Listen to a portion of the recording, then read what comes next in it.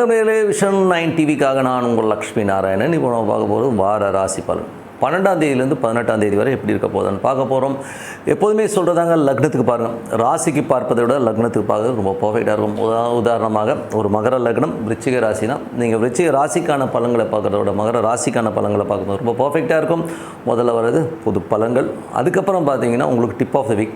இந்த வாட்டி tip of the வீக்கில் நம்ம சொல்லிக்கிறோம்னா, எதிரிகளை வழிக்க, எதிரில் பிரச்சனைகளிலிருந்து விடுபட ஒரு சூப்பரான டிப்பு மறக்காமல் பாருங்கள்.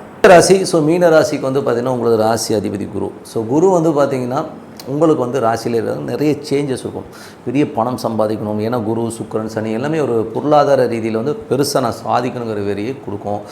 பட் அது சுக்கிரங்கிற கூட இருக்கும்போது நம்ம ராங் டெசிஷன் எடுப்போங்கிறதுனால கொஞ்சம் உஷாராக இருந்துக்கிறது ரொம்ப ரொம்ப நல்லது. ஏன்னா டகாடகார்னு போகும்போது தப்பு பண்ணுவோம். அதனால் கொஞ்சம் நிதானம் தேவைங்கிறது வந்து உஷாராக பார்த்துங்க. அது 3-8 நிறைய இல்யூஷன், கற்பனைகள், இப்படி ஆகிடும் அப்படி ஆகிடும் ஊன்னு சொல்லி நமக்குள்ளேயே வந்து ஒரு கற்பனைகள். அது சில நேரத்தில் பயமாகவும் வரும், சில நேரம் வந்து அதீதமான ஓவர் கான்ஃபிடன்ஸும் ஆகும். அதனால் கொஞ்சம் வந்து பொறுமையாக உட்காந்து யோசிச்சு பண்ணுறது ரொம்ப ரொம்ப நல்லது. அதுக்கப்புறம் பார்க்கும்போது ஒரு 2ஆம் அதிபதி வந்து 5ல் வந்து நீச்சமாக இருக்கும். குடும்பம் சம்மந்தமான விஷயங்கள், வருமானம் சம்மந்தமான விஷயங்கள் ஒரு சின்னதாக ஒரு ஸ்ட்ரெஸ் இருக்கும். குழந்தைங்க விஷயங்கள், குழந்தைங்க இப்படி பேசுது பழகுதுங்கிற மாதிரி விஷயங்கள் ரொம்ப ஒரு ஸ்ட்ரெஸ்ஸு. வெளிநாட்டில் இருக்கவங்களுக்கெல்லாம் கூட பார்த்திங்கன்னா ஒரு மாதிரியான ஒரு மன உளைச்சலை கண்டிப்பாக ஏற்படுத்தும். ஸோ அதனால் கொஞ்சம் வந்து யோசித்து பண்ணுறது ரொம்ப ரொம்ப நல்லது.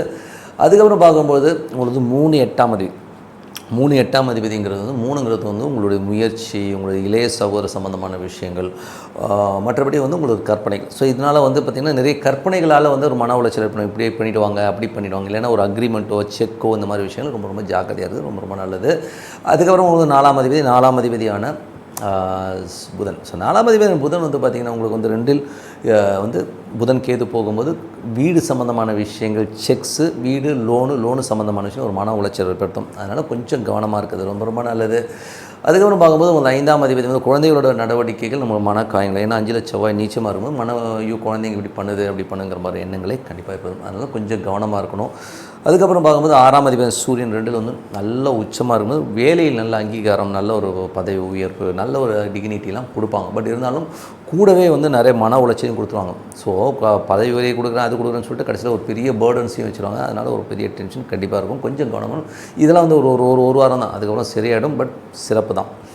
அதுக்கப்புறம் பார்க்கும்போது உங்களுக்கு வந்து பார்த்திங்கன்னா 7ஆம் அதிபதி. ஸோ 7ஆம் அதிபதி புதன் வந்து கேதுவுடைய சாரத்தில் போய் அது வந்து பார்த்திங்கன்னா ஒரு 2ஆம் இடத்துல இருக்கும்போது பேச்சுக்கள், கணவன் மனைவி நடுவில் வந்து பேச்சுக்களில் வந்து நிறைய ஒரு பிரச்சனைகளோ ஒரு ஸ்ட்ரெஸ்ஸோ வரதுக்கான வாய்ப்பு ரொம்ப ரொம்ப கவனமாக இருக்கணும். ஸோ கொஞ்சம் கேர்ஃபுல்லாக இருந்துக்குங்க. ஸோ அதுக்கப்புறம் பார்க்கும்போது உங்களுக்கு 8ஆம் அதிபதியின் போது நான் முதலே சொன்னேன், சுக்கிரன். தேவையில்லாத மன உளைச்சல், தேவையில்லாத ஒரு பெண்கள் சம்மந்தமான விஷயங்களும் கொஞ்சம் கவனமாக இருக்கணும். ஏதாச்சும் வெளியில் பொண்ணு வந்து எதுவும் பேசுனா நம்ம ஏதோ ராங் கால்குலேஷன் பண்ணக்கூடாது. ஸோ அதனால் வந்து நமக்கு ஒரு டென்ஷனோ ஸ்ட்ரெஸ்ஸோ வரணும்னா அதை விட்டு விலகிறது ரொம்ப நாள். நீங்களே பெண்ணாக இருந்தாலும் போகிற இடத்துல கொஞ்சம் கேர்ஃபுல்லாக இருந்துக்குங்க. ஏன்னா வந்து அது ராசியிலே மீனத்திலே இருக்கும்போது அது மாதிரி விஷயங்களே பண்ணும். ஸோ 9ஆம் அதிபதியான செவ்வாய் வந்து 5ல் இருக்கும்போது பிரயாணங்களில் ரொம்ப கவனமாக, பிரயாணம், அப்பா சம்மந்தமான உறவில், அப்பாவுக்கு உடல் நலம் சம்மந்தம் இல்லாமல் கொஞ்சம் டென்ஷனாக வரதுக்கான வாய்ப்பு, இல்லாட்டி உறவு முறைகளே வந்து ஒரு டென்ஷன் வரதுக்கான வாய்ப்பு, கொஞ்சம் கவனமாக இருந்துக்கணும்.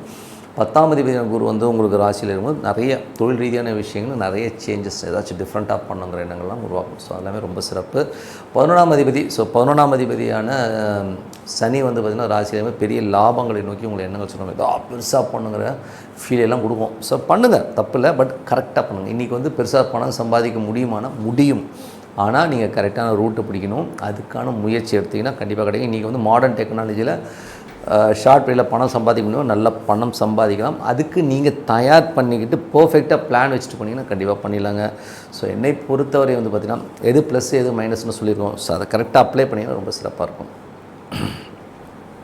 Tip of the week. So tip of the வீக்கில் வந்து நம்ம சொல்கிறது என்னென்னா, எதிரிகளுக்கு ஆப்பு. ஸோ எதிரிகளுக்கு ஆப்புனும் போது நம்ம லைஃப்லேயே பார்த்தீங்கன்னு வைங்களேன், நிறைய பேர் வந்து நம்மளை டென்ஷன் பண்ணுறதுக்குனே வருவாங்க. ஸோ சில பேர் பார்த்தீங்கன்னா ஆஃபீஸில் போனீங்கன்னா சேர் போட்டு எதிர்க்க உட்காந்துருப்போம், ஒருத்தன் வந்து நம்மளை வந்து டென்ஷன் பண்ணுறதுனே உட்காருவோம். ஸோ அந்த மாதிரி விஷயங்களுக்கு பக்கத்து வீட்டில் வரலாம், எங்கே வேணால் வரலாங்க. ஏதாவது ஏடா கூட வந்து நம்மளுக்கு மண்டியில், இல்லாட்டி பாசஸ் நிறைய வந்து நமக்கு மேல் அதிகாரியாக வந்து உட்காந்து டென்ஷன் படுத்தலாம். ஏதோ ரூபத்தில் வந்து எவனோ ஒருத்தர் வந்து படைகளுவோம். சில நேரங்களில் உறவுகளாலும் வந்துடும், சில நேரத்தில் வந்து தம்பி ரூபத்தில் வரும், பொண்டாட்டி ரூபத்தில் வரும். ஸோ இந்த மாதிரி எதிரிகள், பிரச்சனைகள். ஏன்னா நிறைய பேர் வந்து நினைக்கலாம், ஐயோ கணவன் மனைவிக்குள்ள இருக்காங்க. ஏங்க கணவன் மனைவிக்குள்ள எதிரியாகவே ஸ்லீப்பிங் வித் எனிமியாக இருக்கிற எத்தனையோ கணவன்மார்கள் மனைவிமார்கள் இருக்காங்க, இல்லைன்னே சொல்ல முடியாது. ரெண்டும் கத்தியை வச்சுட்டு தான் வந்து குடும்பம் நடத்த எவ்வளோ குடும்பங்கள் இருக்குது. ஸோ அந்த மாதிரி விஷயங்களும் இருக்க தான் செய்யுது. ஸோ அந்த எதிரிகளை வெல்வது எப்படி, அவங்களுக்கு எப்படி ஆப்படிக்குது, இதுதான் விஷயம். ஸோ நமக்கு வந்து இது வந்து என்னென்னா, நம்ம வந்து ஏதோ வன்முறையையோ ஏதோ ஒரு விஷயத்தை ஒன்றும் பண்ண போகல. இது வந்து ஒரு பிரார்த்தனை, ஒரு பெரிய ஒரு பிரார்த்தனை பண்ணுறது மூலியமாக இந்த எதிரிகளுக்கு வந்து நம்ம ஆப்பு வைக்க முடியும். ஸோ எந்த மாதிரி பிரார்த்தனை பண்ணலாம் அப்படின்போது, இது வந்து ஒரு ஸ்லோகனுங்க.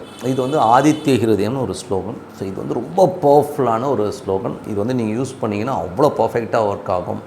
இந்த ஸ்லோகன் சொன்னது யார்? ஸோ இது வந்து பார்த்திங்கன்னா அகஸ்தியர் வந்து ராமருக்கு உபதேசித்த இந்த ஸ்லோகன் இது.